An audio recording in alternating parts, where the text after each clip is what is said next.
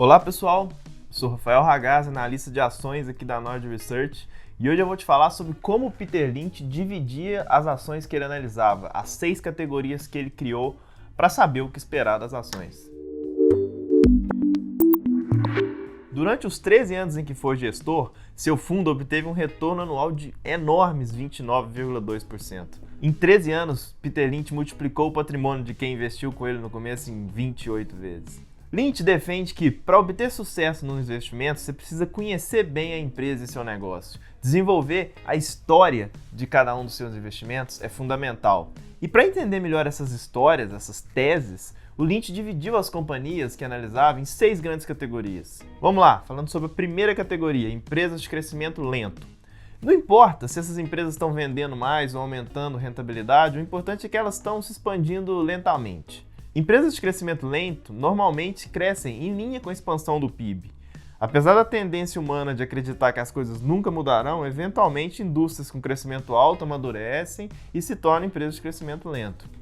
O indicador que uma companhia é uma slow grower é o pagamento de dividendos gordos e regulares. Quando as companhias não conseguem novas maneiras de expandir seu negócio, elas acabam distribuindo grande parte dos seus lucros na forma de proventos. E o Ricardo adora essas empresas no norte de dividendos. Quem não gosta de dinheiro pingando na conta de forma recorrente? Não há nada de errado nisso. Se os novos projetos não forem rentáveis, no mínimo tão rentáveis quanto os atuais, distribuir lucros é a melhor alocação de capital. As empresas do setor de energia, saneamento ou que dependem de concessão são ótimos exemplos de companhias nessa categoria. Proteção de capital, renda com proventos e previsibilidade dessas companhias são o objetivo aqui. Segunda categoria, empresas de crescimento médio. Geralmente são empresas grandes, consolidadas, com marcas fortes e conhecidas, que crescem entre 10% e 15% ao ano. Os grandes bancos brasileiros, como Itaú, Santander, Bradesco, Ambev e Pera Pharma, são bons exemplos de empresas que estão nessa categoria.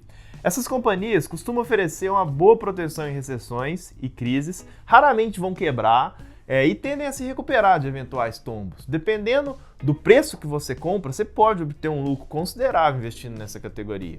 Essas grandes companhias passam por problemas internos ou simplesmente enfrentam um pessimismo exagerado e é nesse momento que se abrem as grandes oportunidades para investir nessa categoria. Quem comprou Itaú S.A. no começo de 2016 não pode reclamar dos mais de 250% de retorno acumulado. Mas isso só foi possível porque a ação ficou praticamente parada nos 2 anos anteriores, enquanto seu resultado dobrou. Mas o maior risco de investir nas medium growers é o preço. Você precisa tomar cuidado para não pagar caro demais nessas empresas, simplesmente porque foi atribuído o sobrenome de premium para elas. Com o preço elevado, se algo der errado, as altas expectativas podem se tornar quedas bem fortes. O segredo do sucesso nas medium growers é ficar atento às oportunidades de comprar boas companhias no momento de pessimismo, exatamente o que fazemos no investidor de valor. Terceira categoria, empresas de crescimento acelerado. Essa categoria engloba as empresas com crescimento superior a 20% ao ano. Aqui estão as famosas 10 baggers do Peter Lynch, empresas que são capazes de multiplicar seu capital por 10 vezes. São as nossas principais posições no anti-trader e também terreno fértil para o Nord Small Caps. Uma empresa de crescimento rápido não precisa necessariamente pertencer a uma indústria de alto crescimento. É bastante possível crescer roubando market share de outras companhias. As grandes locadoras da bolsa, por exemplo, Localiza, Locamerica e Movida, crescem 40% ao ano, enquanto seu mercado cresce apenas 10%. Elas se aproveitam das vantagens competitivas obtidas com a larga escala para abocanhar a fatia do mercado das pequenas. Empresas dessa categoria geralmente descobrem uma forma de sucesso e replicam várias e várias vezes, resultando numa forte aceleração dos resultados e consequente valorização de suas ações. Logicamente, o maior potencial de valorizações vem acompanhado de maior risco, especialmente quando a gente está falando de empresas mais jovens. O mercado não costuma reagir bem quando empresas de grande crescimento se desaceleram. É importante procurar por empresas que crescem e conseguem apresentar boa lucratividade. O desafio aqui é identificar quando elas vão parar de crescer e quanto pagar por esse crescimento. Quarta categoria, companhias cíclicas. Geralmente são empresas ligadas a commodities básicas, químicos ou siderúrgicas e metalurgias, assim como incorporadoras, aéreas, varejistas, empresas que estão muito correlacionadas à atividade econômica. Quando a economia sai de uma recessão e entra numa expansão, as empresas cíclicas tendem a crescer muito mais do que as empresas de crescimento médio. Temos alguma delas no investidor de valor, também no anti-trader e no Nord Deep Value. As pessoas compram mais carros, roupas, viagens e têm mais confiança para adquirir imóveis em economias vigorosas. Mas quando a economia vai na direção oposta, essas ações irão sofrer. Se posicionar na parte errada do ciclo pode resultar em prejuízos na ordem de 50%, se não for mais, e pode demorar anos para que você veja a recuperação dessas ações. Como as principais empresas cíclicas são companhias bem conhecidas, é comum confundir elas com as empresas de medium growth. Mas uma grande incorporadora verá seu resultado oscilando entre enormes lucros e enormes prejuízos durante expansões e recessões, enquanto um Itaú, por exemplo, não terá uma oscilação tão grande nos seus resultados. É fundamental identificar em que ponto do ciclo estamos antes de investir nessas ações. Você precisa estar atento aos primeiros sinais de inversão de tendência. Nas cíclicas, timing é tudo. Quinta categoria, empresas em turnaround ou reestruturação. Empresas em turnaround geralmente estão tentando se recuperar de uma tragédia. Essa tragédia pode ter sido causada por uma sequência de más decisões, algum acidente, grandes alterações no mercado da empresa, como uma mudança no ambiente regulatório ou uma revolução tecnológica, por exemplo. Não são empresas de baixo crescimento, são empresas sem crescimento ou até com seu negócio encolhendo. Também não são empresas cíclicas saindo de uma fase negativa do ciclo, são potenciais fatalidades.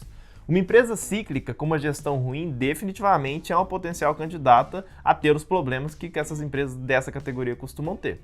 Ao menos, o sucesso nessas empresas está pouco relacionado com o mercado em geral. E quando o sucesso vem, ele é bastante recompensador. Isso é um segmento que é um prato cheio para o Nord Deep Value. Aqui, a chance é de perder todo o capital investido. E essa chance não é pequena, então não é recomendável que você invista mais de 5% em uma dessas empresas. Uma empresa como Oi, Gafisa ou em menor intensidade até Via Varejo são exemplos de empresas que estão passando por um processo de turnaround no momento atual. Sexta e última categoria do Peter Lynch, Asset Plays. São companhias que têm um ativo valioso e que geralmente o mercado está ignorando ou subavaliando esse ativo. Esse ativo pode ser dinheiro em caixa, imóveis, uma carteira de clientes, um direito de uso, uma concessão, uma tecnologia desenvolvida, patente ou até prejuízos acumulados. Para ganhar dinheiro com esse tipo de investimento, é necessário um profundo estudo e conhecimento da empresa e dos seus ativos, além de um bocado de paciência que o Nord Deep Value também tem de sobra. Afinal, os ativos podem estar subavaliados por uma decisão da gestão ou impossibilidade de reaver seu valor. Springs é um ótimo exemplo. O negócio da companhia não gera valor há anos, mas fechar suas fábricas e liquidar seus terrenos pode gerar valor para os seus acionistas. Bom, agora que você já conhece como o Peter Lynch dividia as 6 categorias de ações que ele analisava, vamos juntar todas essas peças. É importante citar que as empresas transitam entre as classes ao longo de suas vidas, mas identificar a classe atual é fundamental. Nas nossas séries, a gente acaba tendo uma participação de mais de uma categoria, porque a gente avalia muito mais o risco do negócio do que apenas o seu segmento. Colocar as ações em suas devidas categorias é apenas o primeiro passo para a construção de suas teses de investimentos. Assim, você terá ao menos uma noção do que esperar. O próximo passo é se debruçar sobre os detalhes que te ajudarão a entender como essas histórias, essas teses podem se concretizar. Agora que você já sabe como classificar as empresas e o que esperar delas, que tal revisitar seu portfólio e conferir a sua alocação, ver se ela corresponde aos seus objetivos e suas expectativas? Como está dividida sua carteira atual?